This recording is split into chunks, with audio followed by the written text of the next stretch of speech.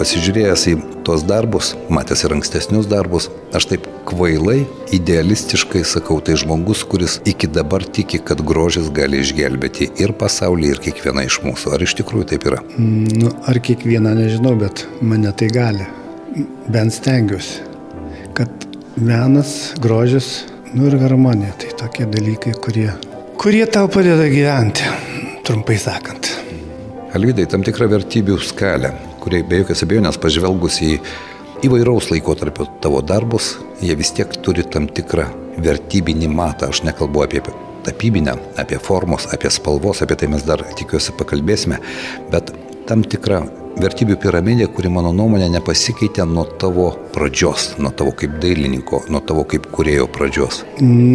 Pirmus 3-5 kūrybinius metus tai juos atmeščiau, o paskum 40 metų nesikeičia nieks man.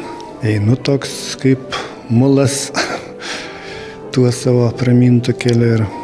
Bet kad vis atsiranda tų naujų dalykų. Pavyzdžiui, vakar aš po tapybos pavakarę vis pereinu per greitų žingsnių valandą laiko jaunimo parko. Ir atsiveria tokios grožybės. Čia kyla tie garai, nuo žydė viskas, ten sužydėjęs tas senas sodas. Ten kiekvienas kampelis, sakau. Ir galvoju, sakau, dar pasižiūrė net ir savo parodoje tuos medžius. Galvoju, kokie vargšiškai prieš kūrėjo tuos medžius. Nes ten, tą vieną kamieną gali tyrinėti ir tyrinėti. Ten tiek grožio. Tai atsakau, kiekvieną dieną gali surasti. Ir aš to ir semiuosi ir matyti.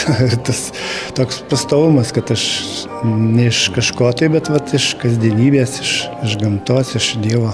Bet tą reikia pastebėti. Ko reikia, kad pastebėtum? Sustoti akimirkai, priversti save į tai pažvelgti. Per ilgą laiką įsisavinau, kad reiškia, aš biškį gyvenu alternatyviam pasaulyje. Tai nes buvę tokio laiko, kad iš vis net bijau eiti į tą tikrai pasaulį vadinu, bet nors jis nėra tikrasis. Tai nežinau, kodėl žmonės nepastebinu, ar per daug, bet gal ir ne kiekvienam duota čia, nežinau. Jeigu kalbėti apie darbus, buvo peizažai, buvo natiurmortai. Štai dabar netgi šioje parodoje galima pamatyti naujus darbus, kurie, kaip ir Algirdas Mainelis sakė, jis vėl mane stebina.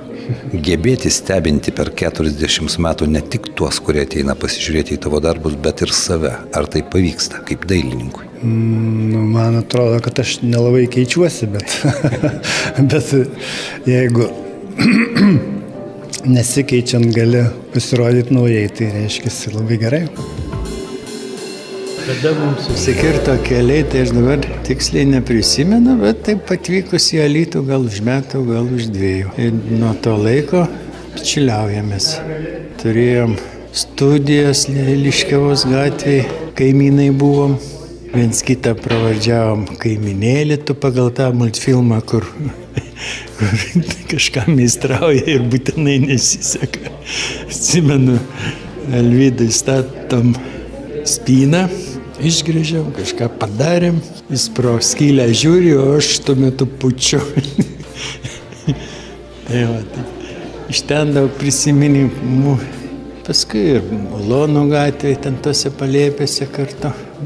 Didelis mūsų kelias nueitas bendraujant. Alvydas tai yra individas, kokių retą. Tokį savitą braižą ant pirštų suskaičiuosi menininkus, dailininkus visoje Lietuvoje.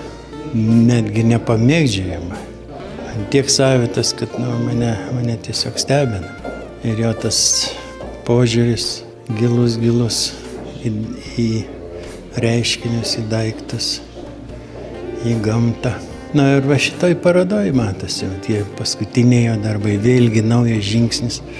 Čia jų ne per daugiausiai, gal 5-6, bet kaip ir naujas Alvydo etapas. Tavo nuomonė, kaip sugeba jis nenutapyti, o įpūsti tą dvasią? Viskas atsirado per jo, aišku, darbštumą.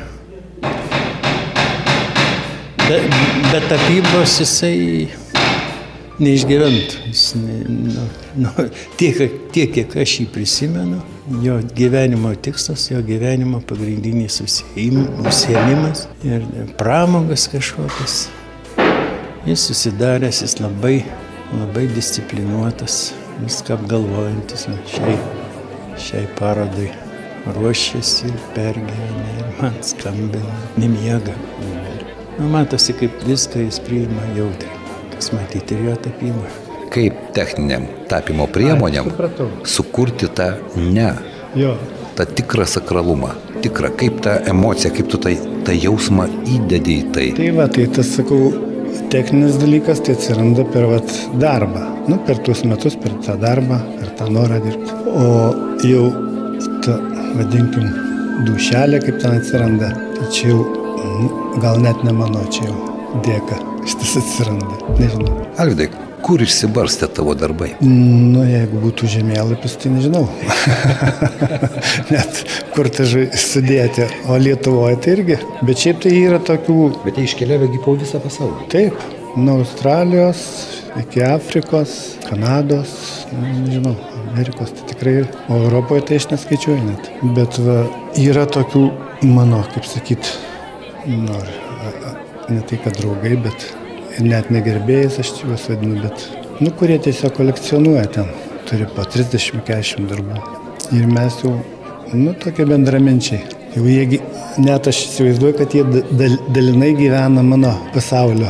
Nes jeigu name kabo 30 darbų, tai nori, tai jau veikia tas. Ne, tai čia, sakau, žiūriu savaip į tą, ypač, sakau, į medžius aš labai kreipiu dėmesį. Tai tu turbūt atsimeni tą serija visokių ovalinių, apvalių medžių. Ir man keletas kolegų iš Vilniaus yra sakę, sako, tikrai, sako, važiavau į Žemaitiją, žiūriu iš tolo. Tikrai tavo medžiai pasidarė. Aš būsiu įkyrus ir dar kartą paklausiu, vis dėlto, kaip tą pojūtį uždaryti į paveikslo rėmą, kad jis išliktų ne konservas, o gyvas, kvėpuojantis ir atiduodantis tą kūrėjo energiją. Ir atiduodantis metai iš metų.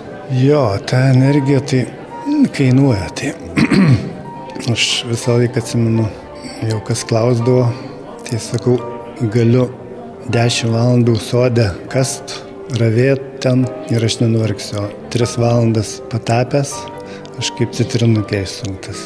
Pavyzdžiui, man tapyti gatvėje, manęs niekas nepriverstų, nes man turi būti tokia vieta, kur aš esu vienas, aš esu kaip kokioj celėje, mikrokosmose, kur aš galiu su tuo daiktu ar su tuo medžiu būti, kalbėtis, daryti. Jisai man duoda, aš jam duodu. Toks abipusis ryšys būna.